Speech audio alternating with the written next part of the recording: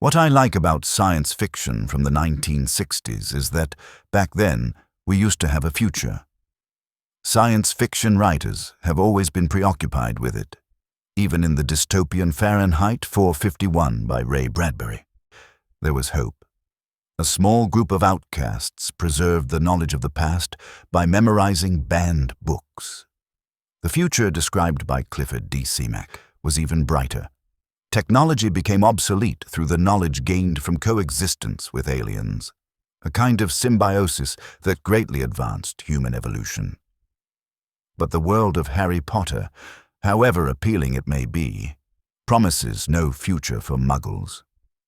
The enthusiasm of Arthur Weasley and Dumbledore's refusal to rule over Muggles in no way makes Muggles candidates for a partnership with wizards. It is merely humane treatment of disabled beings.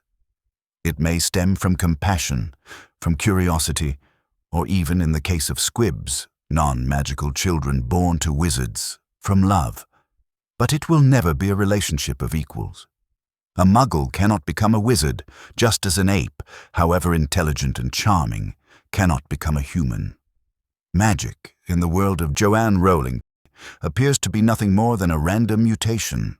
Harry's aunt, Petunia Evans, did not inherit this gift. It was her lack of magic that made her resent it. Creatures at different stages of evolution share few common interests. Evolution does not have to be merciful or just.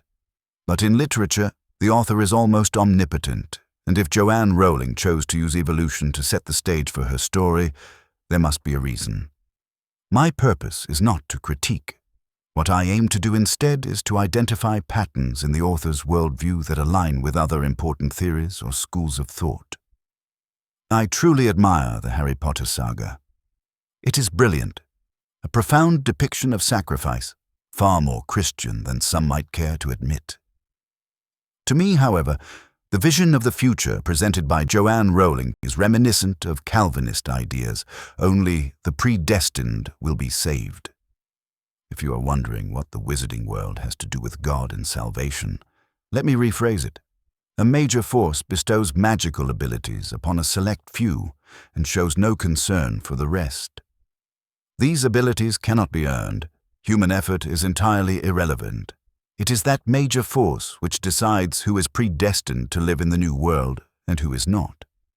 This draws a striking parallel with Reformed theology, the branch of Protestantism based on the teachings of Jean Calvin. In Calvinism, predestination is the belief that God sovereignly chooses whom he will save, the elect, and whom he will not, the reprobate, based on his divine will rather than human action. The chosen ones will experience their share of pain and joy on the path to a better world. They may suffer, even die, but what is impossible for them is to lose their salvation, or, in the wizarding context, their magic. If you are a wizard, your life may be difficult and grim, but your reward is to be part of the future. There is an interesting twist about Voldemort. According to Calvinist beliefs, if he ever were a true believer, a true wizard in this case, he would have no choice but to be brought back to the light. Conversely, if you are a Muggle, there is little hope for you beyond mere survival. But hope can still be found. When it comes to mass culture, Stephenie Meyer is a name worth mentioning. I can't evaluate her writing as I've never read her books, but she is undeniably a great storyteller. She created a world you want to believe in, one that others shaped into a script and adapted into a series of movies. The success of the Twilight saga was enormous. It may be soapy, overly sentimental, and at times irritating, but it clearly asserts the values of love, friendship, and loyalty. And these are the values we so desperately need. To be bitten by a vampire is a doubtful way to evolve, but in Meyer's world, it is a matter of personal choice and theoretically available to anyone. It is not a birthright, it is a path open to anyone who desires it. To be bitten is frightening, carrying a tremendous and irreversible impact on one's life. But if it represents hope at all, it is a hope for everyone. The connotations of vampire stories in folklore and popular culture make it difficult to recognize that the Twilight saga is quite close to Christian orthodoxy. Consider this: there is a bloodthirsty monster within us, but there is a way to tame it. Our decision is what truly matters. It is an incredibly difficult path, but it is the only way to live forever. Then there are the dark vampires, those who suck human blood.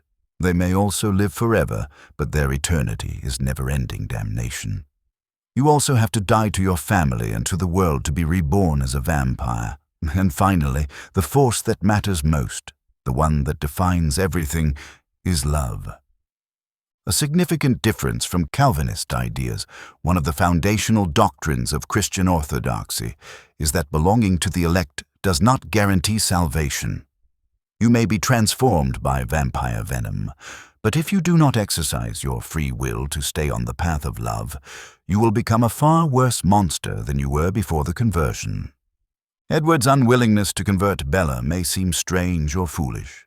After all, in modern times, you would rarely see a Catholic unwilling to allow the baptism of his wife. However, in the early days of Christianity, baptism was not simply a ritual. It was a choice that carried great risk, hardship, the likelihood of torture, and the possibility of a painful death. In the days of the Roman Empire, Edward Cullen could have been a Roman official, a secret Christian who longed for the normal life of a family with his beloved, while Bella might have craved true meaning and transformation. Another film based on one of Meyer's stories is The Host. It is a classic science fiction narrative, not merely because the central plot line concerns an alien invasion of Earth, but because it centers on understanding, compassion, and love. Not simply the romantic love of the protagonist, which is so typical of melodrama, but a deeper, more universal love. Once again, it evokes the theme of evolution through coexistence, an idea so cherished by Clifford D. Seemack. Stories of aliens inhabiting human bodies are as widespread as the fear they inspire.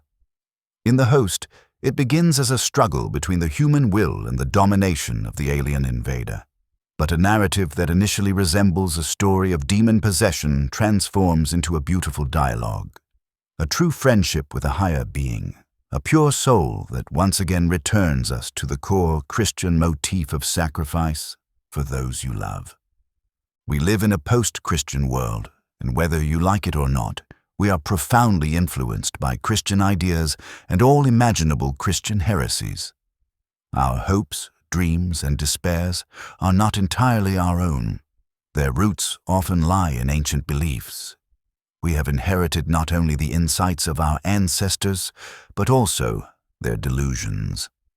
It is futile to address depression rooted in the ideas of our forebears without examining those ideas themselves. Yet you may be surprised by how much we can transform by revisiting that heritage, carefully preserving its insights while discarding its destructive beliefs. Stay alert.